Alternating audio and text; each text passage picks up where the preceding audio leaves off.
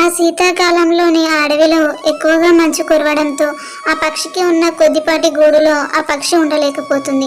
ఎక్కువగా వణికిపోతుంది. దీంతో ఎలాగైనా తొందరగా ఇల్లు కట్టాలని నిశ్చయించుకున్న ఆ పక్షి తన దగ్గర ఉన్న కొద్ది డబ్బులతో పకోడీల వ్యాపారం మొదలు పెడుతుంది. సాయంత్రం వేళల్లో అడవిలో మంచి సెంటర్ చూసి అక్కడ బండి పెడుతుంది.